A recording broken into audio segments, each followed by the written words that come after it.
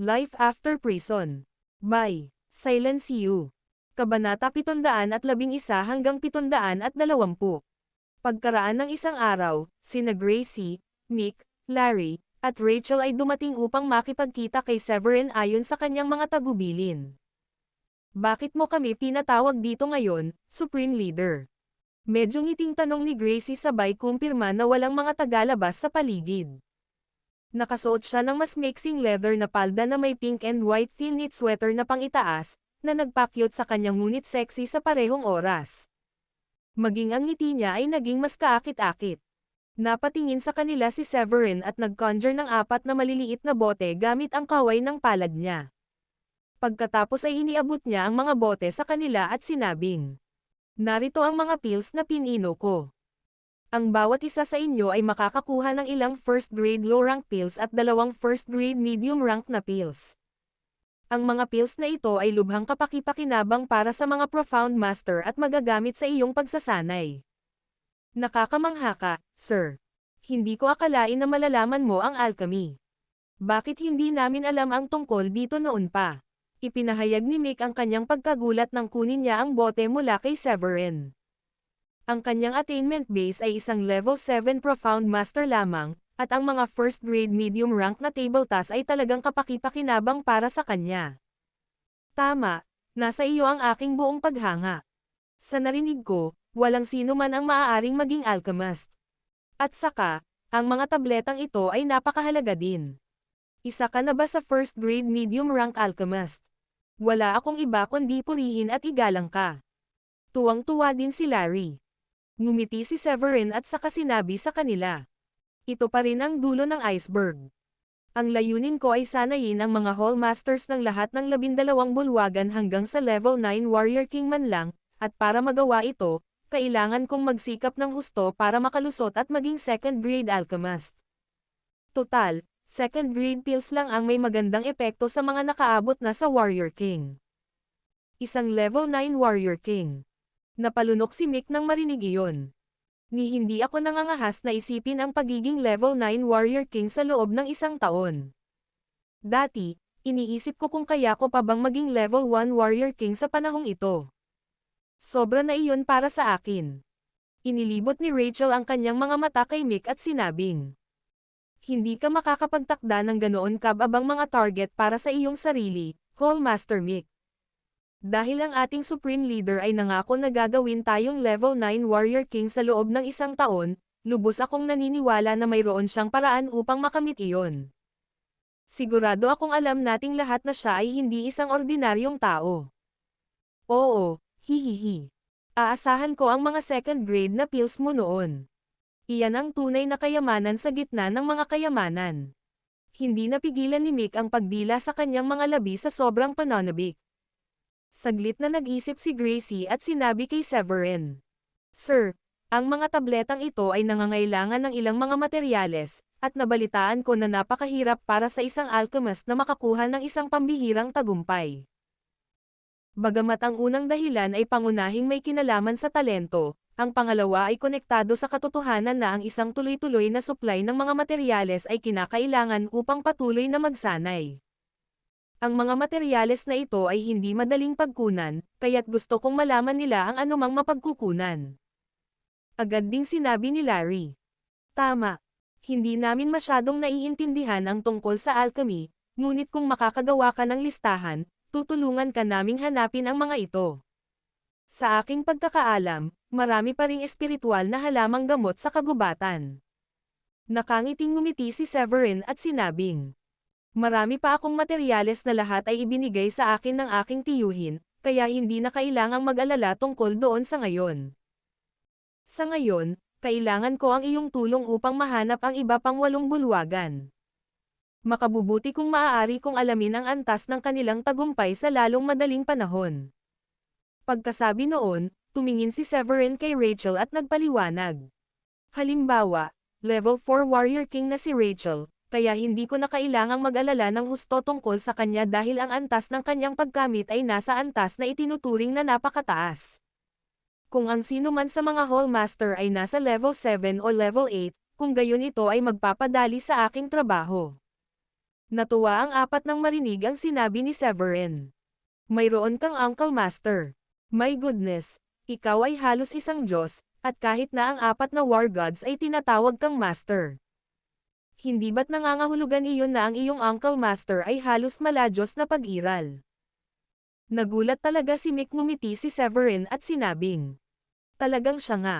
Dapat mong ibigay ang lahat sa pagsasanay, dahil inutusan akong dalhin kayong lahat para makilala siya makalipas ang 1 taon kapag naabot mo na ang level 9 Warrior King. Kapag dumating ang oras na iyon, magkakaroon pa siya ng mga gantimpala para sa iyo. Nang marinig nilang lahat iyon ay nagningning ang kanilang mga mata at napuno sila ng pananabik. Sige. Magsusumikap kami.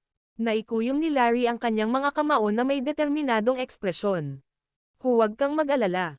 Paniniguro ni Gracie.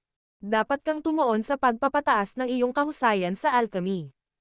Gagawin namin ang aming makakaya upang magtanong sa paligid at ipadala ang aming mga tao upang hanapin ang iba pang mga Hallmasters. Sigurado akong mahahanap namin ang iba pang 8 bulwagan sa lalong madaling panahon. Siya ay determinado gaya ni Larry. Tumanggo si Severin at pinaalalahanan silang apat. Kapag sinimulan mo ang iyong paghahanap, marahil ay maaari kang pumunta sa iba't ibang mga rehiyon, tulad ng pagtutok sa ilang puwersa sa ilang partikular na lungsod. Ito ay magiging mas mahusay sa ganoong paraan. Salamat sa pagpapaalala sa amin.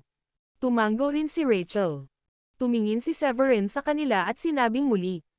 Alam ninyong lahat na lilipat ako sa South Link City para kunin ang posisyon ng South Governor sa susunod na mga araw.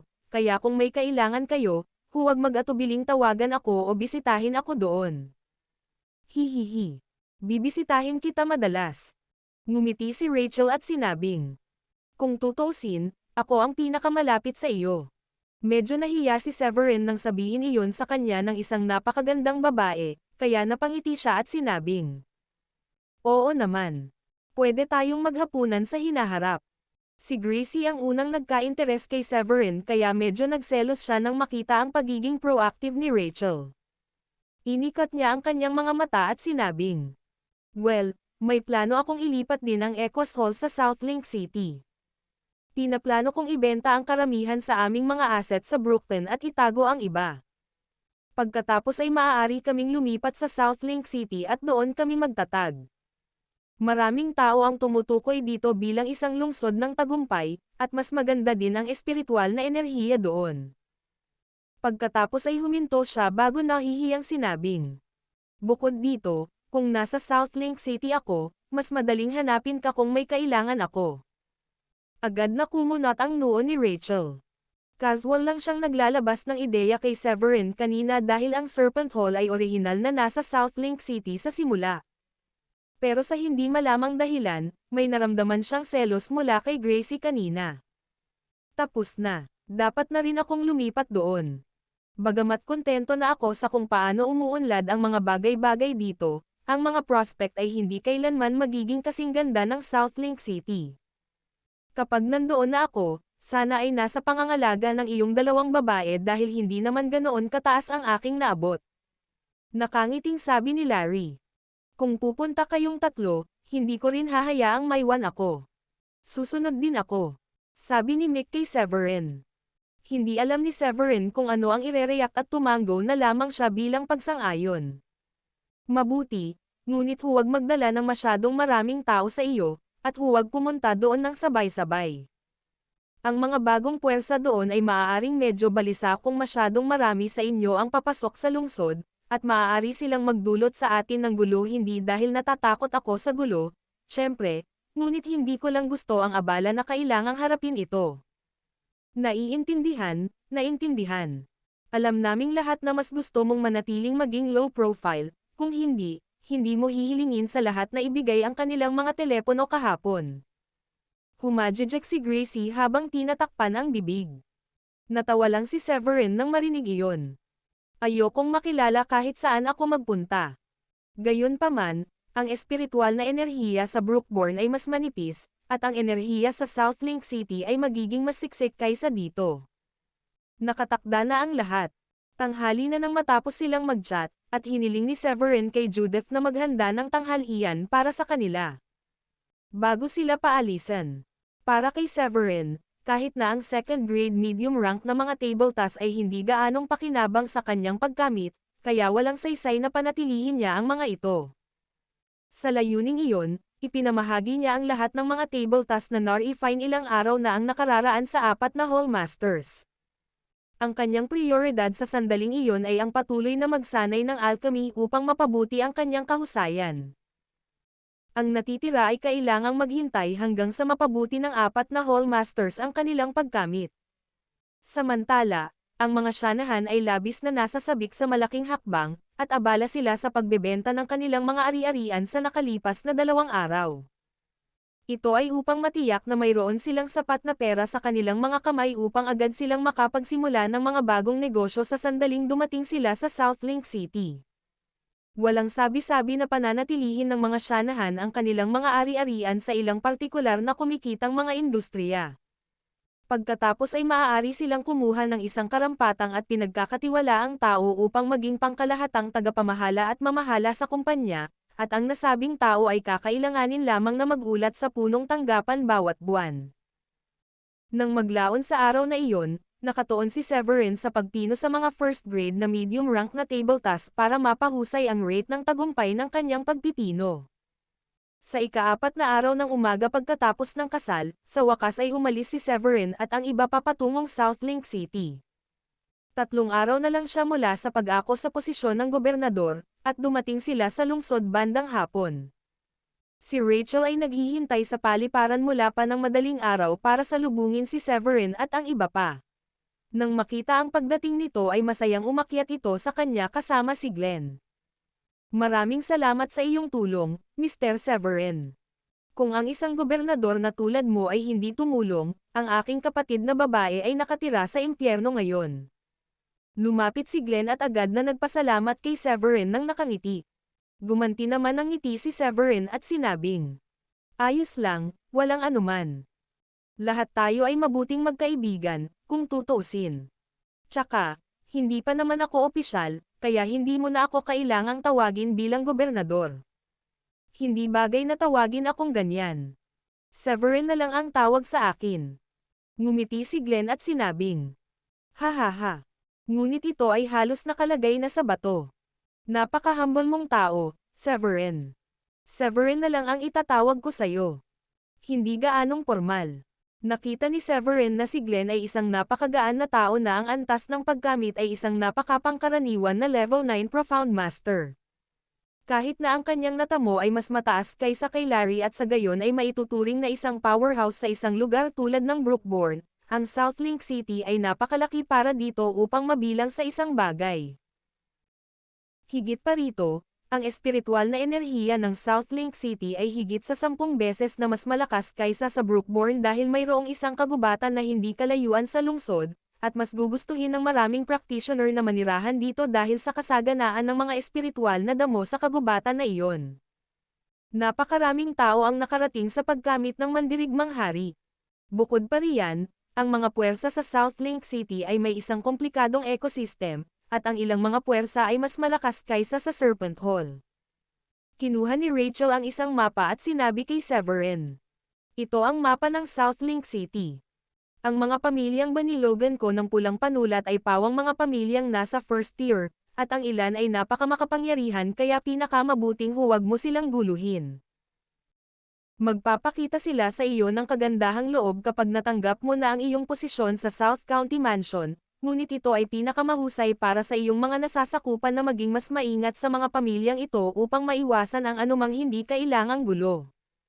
Sa pagbanggit niyan, huminto sandali si Rachel bago nagpatuloy. Ang mga real estate na nakabilog sa Asol ay itinuturing na isa sa mga mas magandang lugar ng tirahan. Lahat sila ay mga natapos na proyekto na ni-renovate at fully furnished. Medyo mahal ito, pero sa tingin ko ito ay perpekto para sa iyo dahil makakalipat ka kaagad. Matapos marinig iyon, tumanggaw si Severin na may kasiyahan. "Salamat sa iyong pagsusumikap. Magmamasid kami saglit at magkitikita tayo para sa hapunan mamaya." Napangiti si Rachel at sinabing, "Oo naman, nakapagpa-reserba na ako. Natulungan mo ako ng malaki, kaya pilit kitang ililibre ngayong gabi." "Sige. Sisiguraduhin kong puspusan ko ang sarili ko. Tumawa si Severin. Hindi gaanong maraming tao mula sa mga Shanahan ang sumama dahil karamihan sa kanilang mga bodyguard at katulong ay pinalaya na. Bukod kay Lily at sa grupo niya, ang mga bodyguards lang na dinala ay ang may mas magandang attainment kaysa sa karamihan. Si Severin ay nagplano na manirahan sa mga Shanahan dahil siya at sila ay maaaring magkasundo sa isa't isa. Dahil mamumuno siya sa South County Mansion bilang gobernador, binalak niyang bisitahin ang sentro ng lungsod kinabukasan para pumili ng ilang malalakas na bodyguard. Pagkatapos ng lahat, ang mga mula sa Brookborn ay alinman sa mababang antas na Profound Master o mababang antas na Grand Master, at sila ay ganap na hindi sapat para sa mga naturang lugar. Pagkatapos sabihin iyon, nilinggan niya si Catherine at sinabing, "Ikaw at ang iba ay dapat sumama kay Rachel at magpahinga sa kanyang lugar. Titingnan namin ni Dayan ang mga vilya.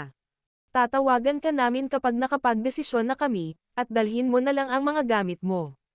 "Sige. Gagawin namin ang sinabi mo dahil pupunta ka sa South County Mansion sa lalong madaling panahon. Ako, at ang iba pa, ay nagtitiwala na magagawa mong pangunahan ang mga Shanahan sa kaluwalhatian." Nakangiting sabi ng matandang babae.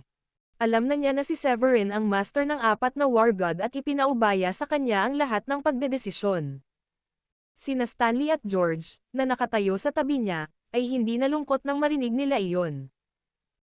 Pagkatapos ng lahat, si Severin ang dahilan kung bakit maaaring naruroon ang mga Shanahan sa araw na iyon, at isang bagong panahon sa Timog na County ang malapit nang magsimula sa sandaling si Severin ay tumungo sa South County Mansion.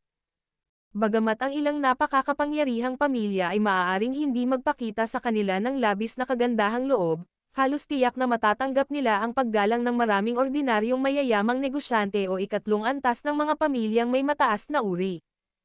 Hindi bababasa, ang mga mansyon mula sa ibang mga lungsod ay magbibigay ng ilang halaga ng mga alay sa kanila bawat taon, at ito ay isang maliit kahit na matatag na pinagmumulan ng kita para sa kanila. Dahil hindi sinabi ni Severin kahit kanino maliban kay Dayan na siya ang supreme leader ng Draco Deus Temple, nadama ni Rachel na hindi nararapat na tawagan siya ng ganoon. Ngumiti siya at saka sinabi kay Severin, "Iiwan ko itong sasakyan dito para sa iyo at sa iyong asawa. Narito ang susi." "Oo naman." Walang pag-aalinlangan na kinuha ni Severin ang susi at pinaandar si Dayan patungo sa residential area sa gitna ng lungsod. Pagkatapos ay ipinarada niya ang sasakyan sa tabi ng isa sa mga bahay. Hindi ba yun ang plate number ni Rachel? Dapat ay kotse niya yun. Anong ginagawa niya rito? Hindi naman siya makakabili ng bahay, di ba? Isang medyo may edad na lalaki ang nagkataong dumaan sa lugar kasama ang ilan pang tao, at napakunot ang noo niya nang makita ang sasakyan ni Rachel. Maya-maya, nakita niyang bumaba sina Severin at Dayan. Hindi yan si Hallmaster Rachel. Kumunot ang noo ng nasa katanghaliang gulang na lalaki matapos makita ang dalawang hindi makilalang mukha. Ang lalaking nasa katanghaliang gulang na iyon ay si Lance York, isang elder ng Hillguard gang na noon pa man ay may gusto kay Rachel at gustong makuha ang kanyang puso. Sa kasamaang palad, hindi siya nagkaroon ng pagkakataon na gawin iyon. Nang maglaon, labis siyang nalungkot matapos malaman na napilitan si Rachel na pakasalan si Horus na ilang beses na nalasing ng mag-isa.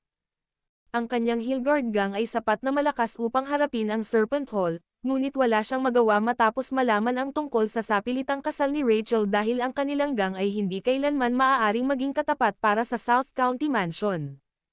Isa pa, elder lang siya, at hinding-hindi papayag ang gang leader nila na gumawa ng kalaban hanggang sa labas ng mansyon ng county para sa kapakanan ng babaeng nahulog ang elder nila. Ilang araw na ang nakalipas, nang mabalitaan niyang pinatay ang Grand Elder ng South County Mansion at nakansela ang kasal, labis siyang natuwa at napuno ng kislap ng pag-asa.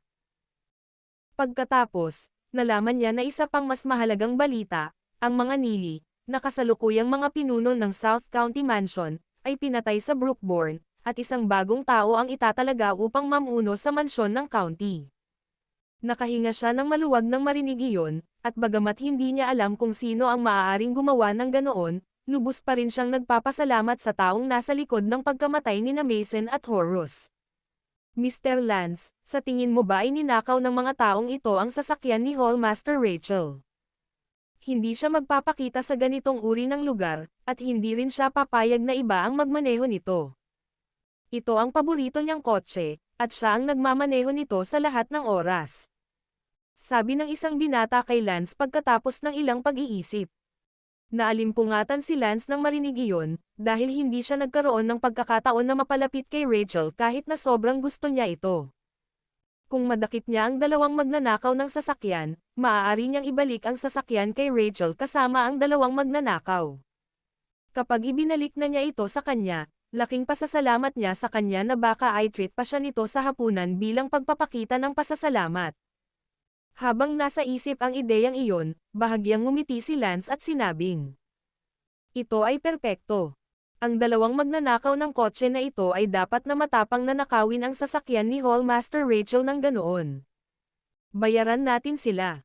Pagkatapos ay ikinaway niya ang kanyang kamay sa dulo ng kanyang pangungusap at inakay ang kanyang mga tauhan upang pigilan sina Severin at Diane. Nang mapatigil si Severin ay kumunat ang noo niya at medyo nawalan ng masabi. Napakalayo ng South Link City mula sa Brookborn kaya walang saysay na malaman ng sino man doon kung sino siya, at hindi siya makakasakit ng sino man noong kadadating niya lang doon noong araw na iyon. Kaya naman, medyo natarante siya nang makita ang 7 taong nasa harapan niya na napakagalit sa kanya. Sa tingin mo makakaalis ka? Isang lalaki ang ngumiti ng palihis at sinabing, hihihi. Hindi ito magiging ganoon kadali. Hindi mo akalain na mahuhuli ka namin dito, di ba? Sinabi ni Severin sa tao. Kung tama ang pagkakaalala ko, wala pa akong nakilala sa inyo dati. Ano ang gusto mo sa akin? Isang malaking kalbong lalaki ang humakbang na may ngiti. Huwag kang umarte, bata. Saan mo ninakaw ang sasakyan na iyan, ha? Alam mo ba kung kaninong sasakyan ito? Ang kotseng ito ay pagmamay-ari ng pinuno ng Serpent Hall. Siguradong nababaliw ka sa pag-iisip na kaya mong nakawin ang kotse niya. Pagkatapos ay sinabi ni Severin sa pagkalito. Hihihi. Kaya mga miyembro kayo ng Serpent Hall, kung gayon. Malaking hindi pagkakaunawaan ito. Bago lang ako sa South Link City at wala pa akong panahon para bumili ng sasakyan, kaya ibinigay ito sa akin ng iyong Hallmaster para sa aking kaginhawaan sa paglibot sa bayan. Binigay sa'yo. Kumunat ang noo ni Lance at maya-maya ay ngumisi ulit. Bagay ka talaga, anak. Nagulat ako na nagsisinungaling ka ng hindi kumukurap. Alam nating lahat dito na si Hallmaster Rachel ang madalas na nagmamaneho ng sasakyang ito. Paborito niya ito, at dahil marami siyang sasakyan, madali lang niyang naibigay sa iyo ang isa sa mga iyon imbes na ito. Sino ka ba talaga? Bakit ang isang magandang babae na gusto niya ay ibigay na lang sa iyo ang kotse niya? Hinatak ni Severin ang mahabang mukha. Hindi niya inasahan na ang ibang tao ay mababa ang tingin sa kanya at magiging napakabastos din sa kanya. Ngumisi siya. Panoorin mo ang sinasabi mo, kaibigan. Marahil ay hindi mo pa alam kung sino ako, ngunit kung hindi ka miyembro ng Serpent Hall, kalahating patay ka na sa lupa ngayon. Nagtawanan ang mga tauhan ni Lance na parang narinig lang nila ang pinaka-nakakatawang biro sa mundo. Hindi na nagpapigil ang kalbo at sinabing, patuloy kang mangarap, bata. Hindi kami taga Serpent Hall. Galing tayo sa Hillgard Gang. Isa ito sa mga matatanda natin. Kilala sa kanila na may crush si Lance kay Rachel, at ang isa sa mga lalaki ay nagpakinang sa sapatos ni Lance sa pagsasabing, kilala mo ba kung sino siya? Boyfriend siya ni Rachel, Lance Kirk. Boyfriend. Sumulyap si Severin nang may pag-aalinlangan sa kausap. Si Lance ay mukhang isang hindi kanais-nais na karakter, at ang kanyang hitsura ay malayo rin sa kamanghamanghang. Hindi niya akalain na mahuhulog si Rachel sa isang tulad niya. Tuwang-tuwa si Lance nang marinig niya ang pambabula ng kanyang mga tauhan, ngunit ang saya na iyon ay hindi nagtagal ay napalitan ng lungkot nang makita niya ang ekspresyon ni Severin. Ano ang hitsura na iyon, bata? Nagdududa ka ba sa amin? Tumawa si Severin. Sa tingin ko nagyayabang ka lang. Wala akong narinig mula kay Rachel na may boyfriend na siya. Hindi niya kailanman binanggit iyon. Ha? Sino ka sa tingin mo? Bakit niya sasabihin sa iyo kung may boyfriend na siya? Dumura ang kalbong lalaki sa sahig sa tabi niya at sinabi kay Severin. Tumigil ka nga sa kalokohan mo, magnanakaw ng sasakyan. Sumama ka sa amin, at hayaan si Hallmaster Rachel na makipag-ayos sa iyo ayon sa gusto niya. Dahil wala sa inyo ang taga-Serpent Hall, hindi ako magdadalawang isip na maging malupit sa inyo. Ngumiti ng mahina si Severin at pinagaan ang sinabi ng kabilang partido. Matapang ka, tuturuan kita ng leksyon. Naikuyom ng Baldy ang kamao at humakbang pasulong. Ikinawit ni Lance ang kanyang mga kamay sa harap ng kanyang dibdib, tumingin kay Diane, at saka umiling. Nakakahiya naman kung may karelasyon na magnanakaw ng kotse ang isang magandang babae. Anong klaseng future ang nakikita mo sa kanya? Bakit hindi mo ako samahan at maging asawa? Mas maganda ang kinabukasan mo kung ganoon. Hahaha. Tama ka, siya ay isang magandang babae. Ngumiti ng masama ang tagapunas ng sapatos kanina. Sa sandaling iyon, sinuntok ng kalbong lalaki si Severin, at ang resulta ng hangin ay labis na nakakatakot na isang matalim na sipol na tunog ang narinig. Kahit na siya ay isang profound master, pinigilan niyang gamitin ang kanyang buong lakas dahil ayaw niyang patayin si Severin sa isang suntok. Ang kanyang layunin ay saktan si Severin at dalhin siya kay Rachel upang makatanggap siya ng ilang merito. Ang huling bagay na gusto ni Severin ay ang hindi magdulot ng gulo, ngunit dahil ang mga taong iyon ay patuloy na pinipilit ang kanyang mga butones at umabot sa pag-insulto kay Diane, napagpasyahan niya na ito ay oras na upang alisin ang lahat ng kagandahang loob.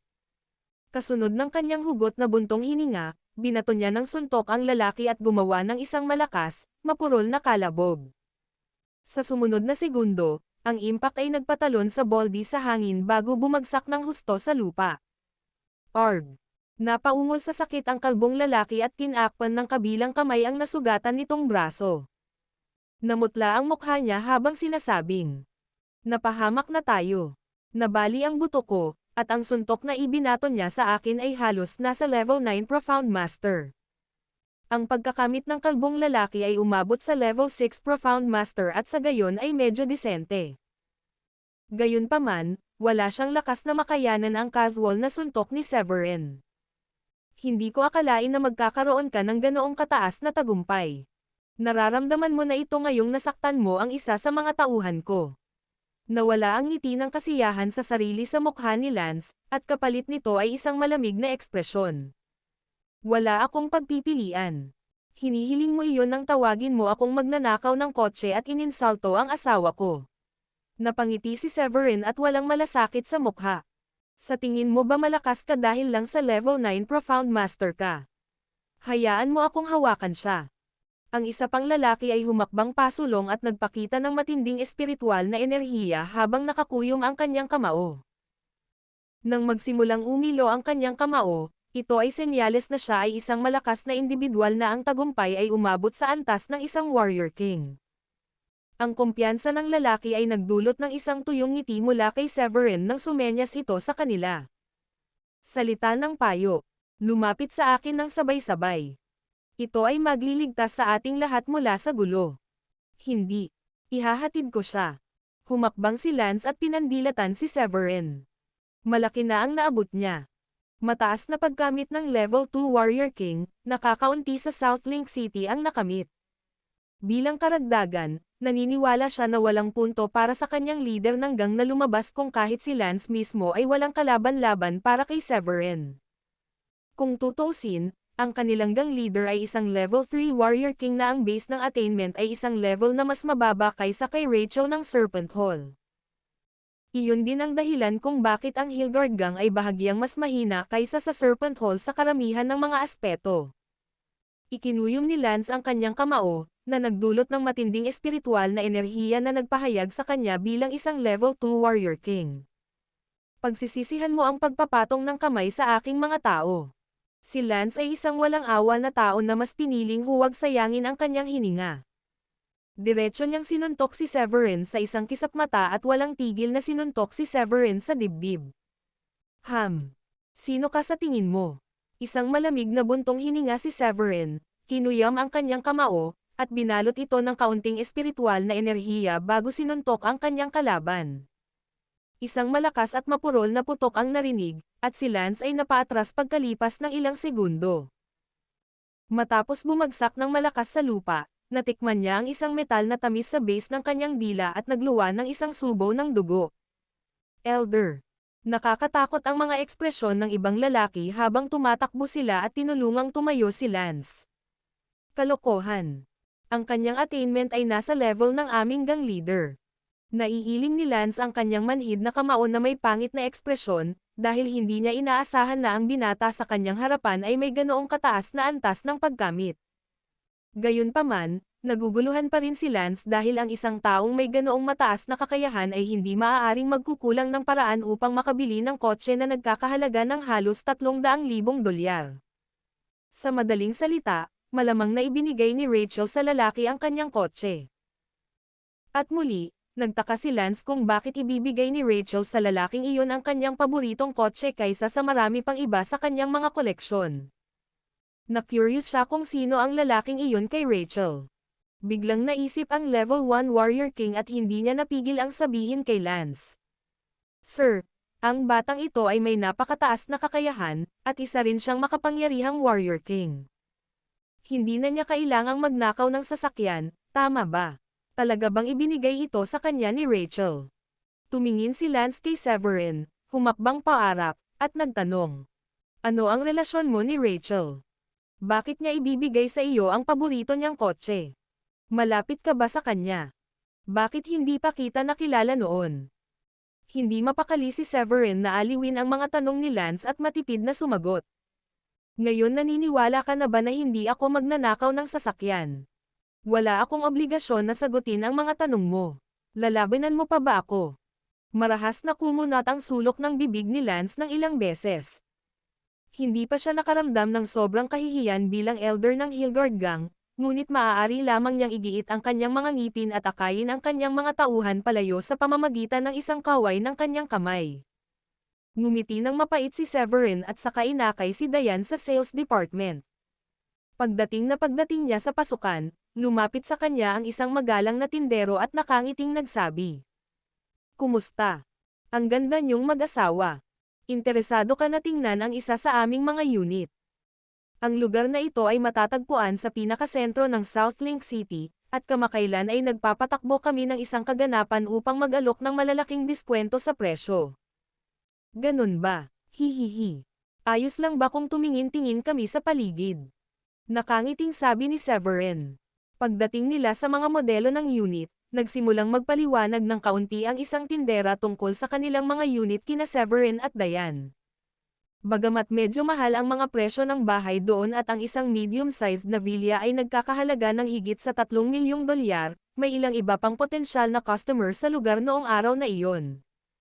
Matapos pakinggan ni Severin ang paliwanag, nilinggan niya si Diane at tinanong. Ano sa tingin mo ang mga villa dito, honey? Medyo maganda sila, tama ba? Nararamdaman mo ba na kailangan nating tingnan ang ibang mga lugar? Ngumiti si Diane at sinabing. Sa tingin ko ang mga villa dito ay medyo maganda, at ang mga ito ay nasa napakagandang lokasyon din. Ang pinakagusto ko ay ang kanilang estilo ng arkitektura. Dahil karamihan sa kanilang mga unit ay ni-renovate at fully furnished, paano kung titingnan natin ang isang aktwal na unit? Agad namang ngumiti ang tindera at sinabing. Kami rin ay nag-aayos ng mga bahay na hindi pa na-renovate o nilagyan ng gamit, at mas mura ng mga $700,000. Mas mahal ang mga na-renovate at naka-furnish na para sa agarang pamamalagi, at ang isang unit ay nagkakahalaga ng mga kahit na bawas ang isang set, aabot pa rin ito ng 3.8 milyon. Pagkatapos sabihin iyon, hininaan ng tindera ang kanyang boses at sinabi sa kanilang dalawa. Kung hindi kayo nagmamadaling lumipat, iminumungkahi ko na pinakamahusay na bumili ng mga hindi pa na-renovate at hindi pa naayos na mga unit. Maaaring tumagal ng ilang buwan bago mo ito ganap na may renovate at makapasok, ngunit maaari kang makatipid ng maraming pera at palamutihan ito ng buo ayon sa iyong pinakagusto at estilo. Ang mga renovate ay mas mahal. Ang tindera ay medyo tapat sa kanila at hindi sila hinikayat na bilhin ang mas mahal na mga unit para lamang makakuha ng mas malaking komisyon. Nakita niyang parehong bata pa sina Severin at Dayan, kaya gusto niyang tulungan silang makaipon ng kaunting pera. Tuwang-tuwa si Severin sa inasta ng tindera at hindi niya napigil ang sabihin na nakangiti. Huwag kang mag-alala tungkol sa pera. Gusto namin ng matitirahan kaagad.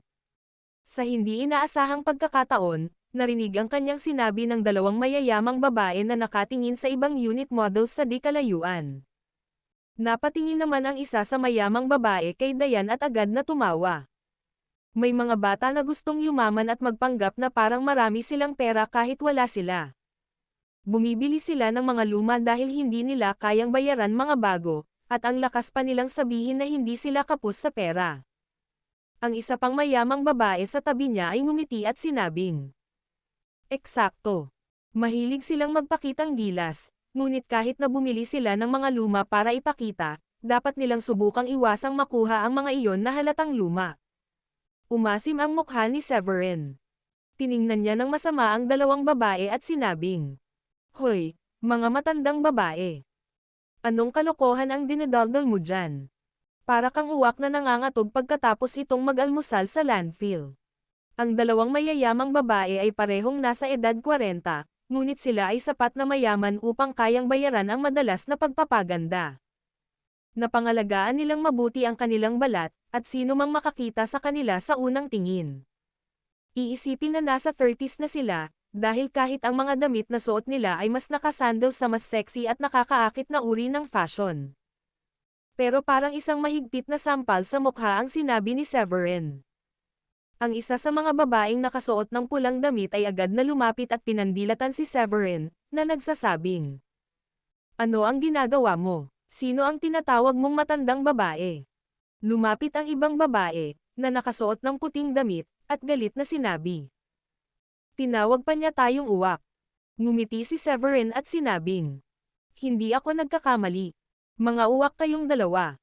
Ano ang iniisip niyong wala kaming pera?" Nagpipigil ng galit ang babaeng nakapula at malamig na ngiti ang isinagot. "Gusto mo bang ilantad ka namin? Hindi ba pekeng pareho ang singsing at kwintas na suot ng asawa mo?" Kumunot ang noo ni Severin at naintindihan agad ang gustong ipahiwatig ng mga babae. Isang set lang ng The Only and Only ang umiral sa buong mundo, at ginamit lang ito ng And Only Jewelry Corporation para sa mga exhibition. Hindi kailanman nilagyan ito ng presyo, at hindi rin ito ibinebenta. Malamang sa mga exhibit na iyon nakilala ng babae ang kwintas at singsing na suot ni Dayan, kaya ang una nilang naisip ay baka peke ang mga gamit. Tila wala silang ideya na ang mga nili mula sa South County Mansion ay nahulog mula sa biyaya dahil mismo sa 2 piraso na suot ni Dayan. "Peke, sabi mo. Nakita mo na ba ang totoong bagay, kung gayon?" Napangiti si Severin. "Kung wala ka pa, paano mo masasabing peke ito? Paumanhin kung pumutok ang bula mo, ngunit pareho ang singsing at kwintas na suot ng aking asawa ay tunay. Wala na talagang tanong tungkol sa pagiging totoo. Siguradong nagyayabang ka lang." Hindi inaasahan ni Severin na magsasalita para sa kanila ang tindera na namamahala sa pagpapakilala ng mga bahay sa dalawang mayayamang babae. Tiningnan niya si Severin ng may paghamak at sinabing, "Ang The One and Only ay isang set ng alahas na pinapangarap ng lahat ng kababaihan na suotin. Payag man o hindi ang And Only Jewelry Corporation na ibenta ito ay isang bagay, at kung mabibili mo man ito o hindi ay ibang bagay na talaga. Aabutin ng hindi bababa sa 100,000,000 para mabili ito. Well, ang mga ito ay nagkakahalaga ng marami, ngunit hindi ako gumastos ng anumang pera para sa kanila." Pinaikit ni Severin ang kanyang mga mata at ngumiti. "Total, ang boss ng And Only Jewelry Corporation ang personal na nagbigay nito sa akin." Puff. Humagalpak ng tawa ang babaeng nakapula. "Ha ha ha. Isa kang uri pagdating sa pagmamayabang. Bakit naman ibibigay nila sa iyo ng napakamahal na bagay? Kakainin nito ang mga salita ko kung ito ang totoo." Ngumiti si Severin at sinabing, "Hihihi. Tapos na ang oras na ubusin mo ang iyong mga salita, o naanod ka pa rin ba sa lupain? Ikaw." Ang kabilang partido ay nagngangalit ang kanyang mga ngipin. "Kilala mo ba kung sino ako?" Nagkibit balikat si Severin at sinabing, "Hindi mo alam, huwag kang mag-alala. Ang alam ko ay isa kang matandang babae na may kakilakilabot na paningin. Ang lakas ng loob mong tawagin akong matandang babae. Nanghihingi ka ng gulo. Hindi na nakatiis ang kabilang partido at direktang sumigaw. Mga lalaki. Sabay-sabay na pumasok ang ilang lalaking naninigarilyo sa may pasukan. Ma'am, may problema po ba? Tanong ng isang lalaking makapal ang kilay, malalaki ang mata, at medyo pagalit. Halata naman na isa siyang makulit na tao. Matagumpay na ngumiti ang babaeng nakapula at sinabi kay Severin. Dapat kang lumuhad at humingi ng tawad sa akin.